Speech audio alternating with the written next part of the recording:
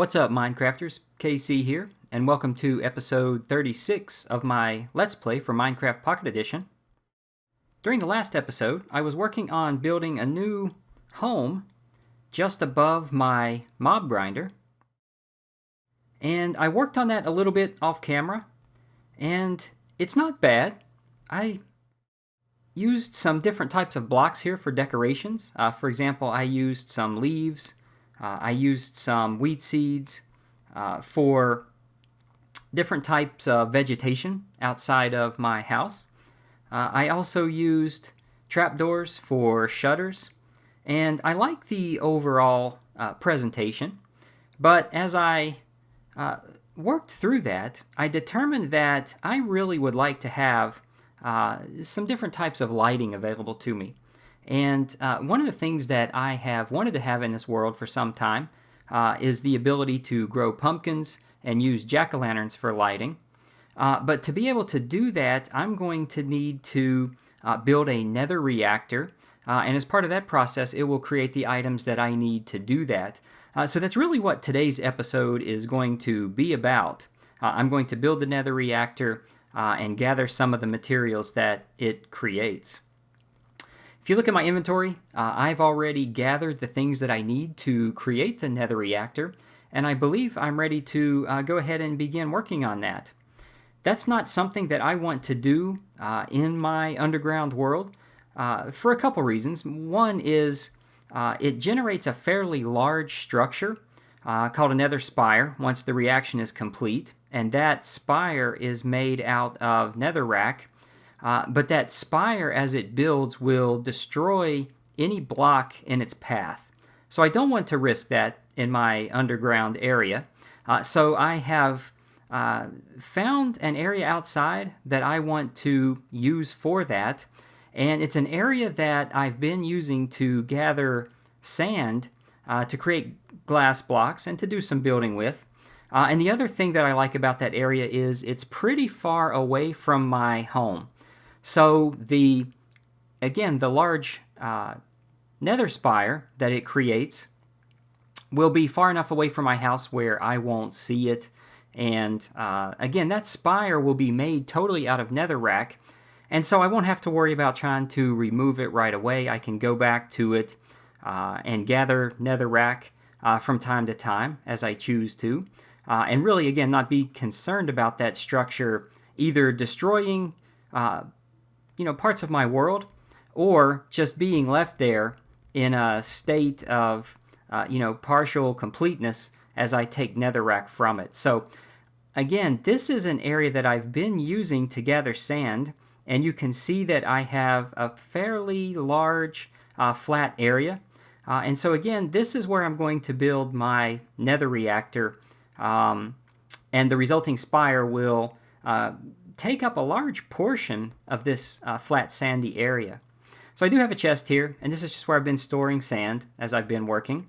I also brought with me a crafting table so that I can craft everything that I need.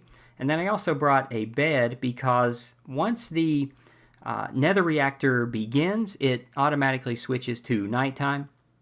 And so I'd like to be able to sleep and have it daytime when I travel back home.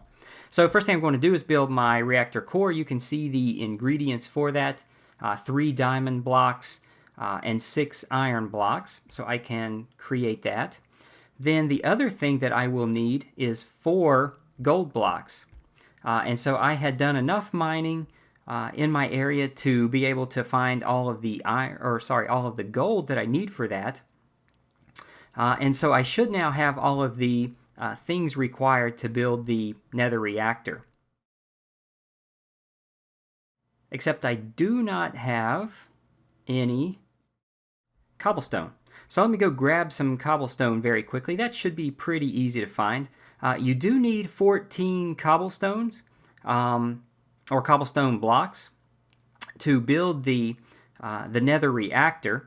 And so as part of this video, you will see how to build the reactor, but basically you use the 4 gold blocks as the bottom corners, and then the reactor itself sets on the second level of the or the reactor core sits on the second level of the nether reactor. And then you also need some cobblestone blocks as well to complete that structure. So the reactor itself is a 3 by 3 by 3 cube type structure, but not every block in that 3 by 3 by 3 area is occupied. But so anyway, what the structure for that looks like is I'll start with a sort of a plus shape built out of cobblestone. So there's the plus shape. And then I would place these gold blocks on the corners. Then the reactor core itself goes in the middle of layer 2, or what I would call layer 2. And then you place cobblestone on top of the gold blocks. And then finally, for the third layer, you basically build another plus or cross shape on top of the reactor core. So that is the correct structure for a nether reactor. The 4 gold blocks along the bottom, the reactor core in the middle, and then the rest using cobblestone. And that's a very specific structure, and it has to be built exactly that way for it to work. So I'm going to start the reaction. Let me just eat a few pieces of bread here to restore my health all the way, because as part of the reaction process, the reactor core will create zombie pigmen, and they are hostile by default, so they will attack you. So if you are doing this yourself, be prepared for that. The other thing that I want to try to do while the reaction first starts, you can still go back and harvest these gold blocks. So I would like to get as many of those as I could back, because that's one of the more rare materials, and is one of the materials that's maybe harder to find in your world. And so after a short amount of time, all of these blocks will change to obsidian, but you can mine those blocks just prior to them changing back to obsidian. So I'm going to have my diamond pickaxe in my hand and be prepared for that. So I'm going to strike the reactor core to start the reactor process, and then as quickly as possible I want to try to mine those gold blocks, and then I also want to be prepared to fight off any of the zombie pigmen that spawn as part of that process as well. So I think I'm ready to do that, and so I'm going to begin the reaction process. So that's running now, and again, I'm going to try to get as many of these as I can, and you can see already that things are turning. Ultimately, they will turn to obsidian. So I was able to, I think, get 3 of those. There's one more that I haven't picked up yet, and there that one is. But you can see the zombie pigmen, and you can see the items that the reactor is spawning. So again, if you build one of these yourself, you want to make sure that you're prepared for that. I also had armor in place, and I think I just have like iron armor.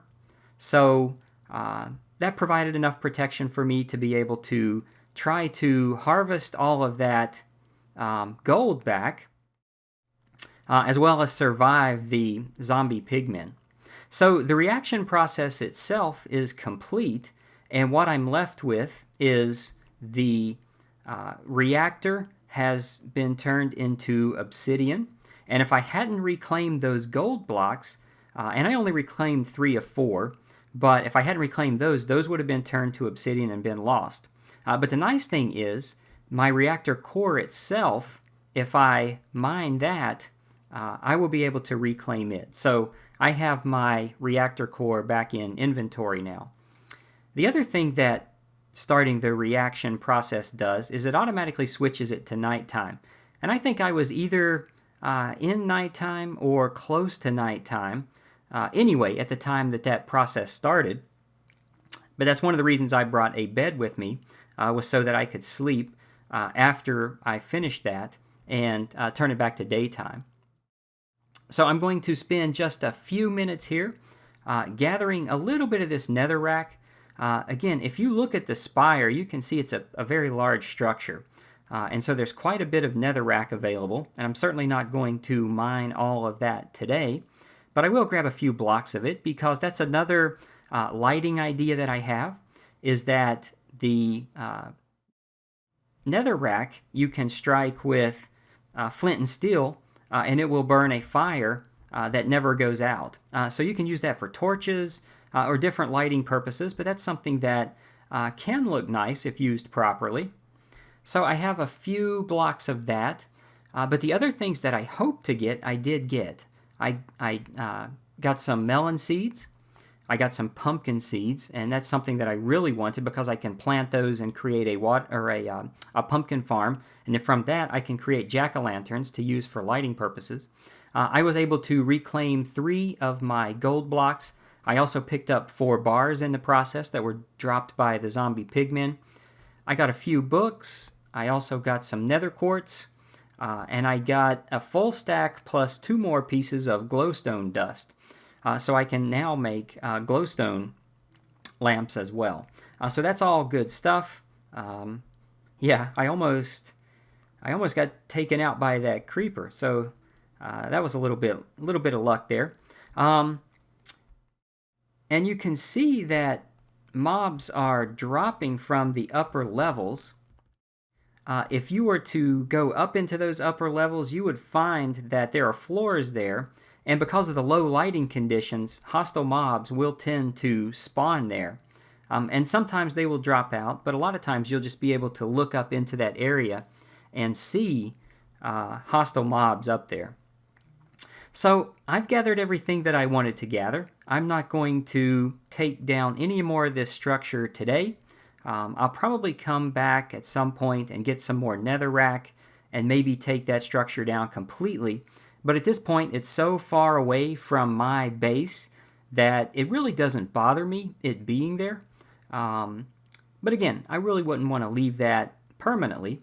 And since I was able to reclaim my reactor core and almost all of the gold that was spent to create those gold blocks, I was able to get back because I got back 3 of my 4 gold blocks and then 4 gold ingots, I believe, as well. So if I wanted to, I could come back at any point and create another nether reactor and start that as well. But I like all the items that I picked up. Those are all going to be very helpful to me. And I may actually use those a little bit now. One of the things that I wanted to do was to do something a little bit different in this area. In one of my earlier episodes, I had hostile mobs inside of these, what I call display cases. I had a creeper, a zombie, and a skeleton. And I like the way that looked. The problem that I have is if I leave this area for too long, those mobs actually despawn. So I might have to try to do something different. I have taken the time to lure mobs, if you will, into those. And basically my approach was to dig channels in the grass blocks just above these, place water in those channels, and then get, for example, a creeper to kind of chase me, fall into the flowing water in that channel, be washed down into the display case. And that works well. But again, the problem that I have is that those mobs despawn after a period of time. So I may need to do something different there, or maybe I will go back and get monsters back in there at some point. But one of the things that I wanted to do was to try to decorate this area a little bit. One of the things that I focused on over the last couple episodes was making things look a little bit nicer. And it's really been sort of focusing on these large grassy areas, which I like having grass downstairs in my area. But a large green pattern like that, I think, really needs to be broken up a bit. So one of the ideas that I had was that I would use netherrack to create like a torch or some type of flaming structure down here. So if I place a piece of netherrack there, I can go over to my chest and I have, I think, some flint and steel. And then, if I remember correctly, I have a few stair blocks here as well. So, an example of something that you might use the netherrack for. Again, if I strike that with my flint and steel, it starts a flame, and that flame will never go out. That netherrack will always burn. And to make that look a little bit nicer, I can use these stone brick stairs around the edges of that to create a structure something like this. And so it almost looks like when you enter this area like a flaming cauldron or some type of torch. So I think that looks good. And again, it provides a little bit of variety and something different. Again, so if you may be coming in from the outside down into this area, the first thing you see is that. Now, I think it would really look nice if I had my mobs in the back, the creeper, the zombie, and the skeleton, because you're entering a bit of an unknown world. There's almost like a hint of danger there, and I think that's nice. The other thing that I might do while I'm here is use some bone meal to place some different types of grasses in that area as well. And you can do that by just tapping the ground with the bone meal. And this again is a technique that I used in another episode, but you can see how that grows some tall grass, and it creates a little too much grass, but I can always come back and take some of that out, because you really don't want it to be that grown up looking. But again, it provides a bit of texture, to the area. So if I switch back or switch my inventory to, let's see, I think I'll go get some shears, because if you use shears on those tall grass blocks, you can actually collect that tall grass and plant it later. So a few of these things that I picked up from the Nether Reactor, I'm just going to place into this chest so that I can have some open inventory slots. But what I'll do is I'll come back and I'll use these shears to sort of selectively remove some of these. And again, you'll see if you do that, it just pops off into a tall grass item that you can pick up. But I want to, again, sort of selectively remove some of this tall grass. I don't want it too overgrown looking down here. And yet I want it to have a little bit of an unmaintained look, like maybe this area is used, but it's not well kept. And that would really be the theme that I would like to have in this area of my world. And to this point, I've really focused on building all underground. Presents a few challenges, but at the same time, it's rewarding because it's a little bit different than what you might have built in the past. So I'll take out just a few more of these. And now that I've collected some of this tall grass as well, if I take out too much, I do have the option to put some back. So maybe I might like to have some tall grass maybe in the corner there. I can do that. So again, it is worth, at least in my opinion, using shears on the tall grass to collect it, because then you can come back and again strategically place it where you would like to have it. So I'm already taking advantage of some of the materials that I gathered from the Nether Reactor, specifically the Nether Rack, in creating torches. And so again, that's going to provide some additional lighting. It provides some decoration, but so it's both functional, and I think it looks pretty nice there. So I think that adds quite a bit to my entrance area. Coming downstairs, seeing the flaming torch, a little bit of grown up taller grass there. And the other thing that I might do is to come back and take out some of the grass blocks and replace that with some different types of stone material, very similar to what I did in an area just below where we are. I did the same thing, and so you can see what I did here. Again, I'm using some tall grass, and I'm using some different type of stone textures, gravel, smooth stone, and cobblestone to create what looks like maybe a broken walkway. Maybe this was a little nicer at some point in the past, but the grass is starting to take over. Some of the nice stone has cracked. But again, that's kind of one of the themes that I think I'm going to establish in this world. And so I would want to use that in this area here as well. So anywhere where I have areas of large grassy pattern, I think I'm going to try to do that. And it is an interesting note as well that all of the grass that's underground from here all the way down to my mob grinding room came in from up here. At some point in my series, I had dirt blocks placed here. Grass ultimately grew down those dirt blocks, spread into this area.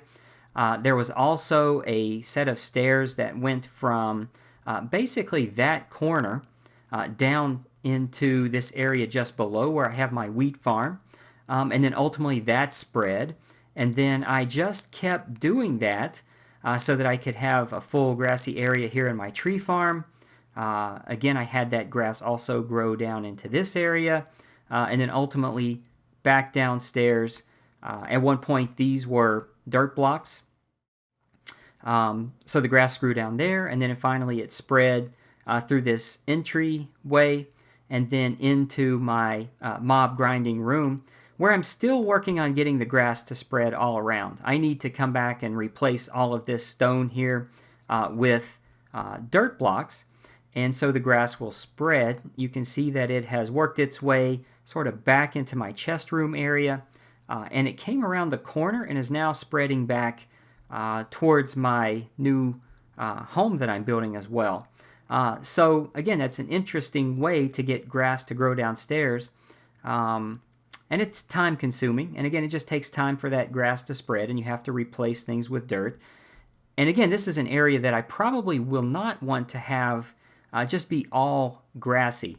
Again, I'll come back and I'll place some stone along the floor, have some taller grass as well in this area, and maybe some trees as well would help fill it in somewhat. And then again, I do have my house that I'm building back over here, sort of on the opposite side of the entrance to the grinding chamber. In the last episode, I worked on using mine carts to jump up to this area. And then again, I think I may do something a little bit different, but this is going to be the entrance to sort of a home workshop type area.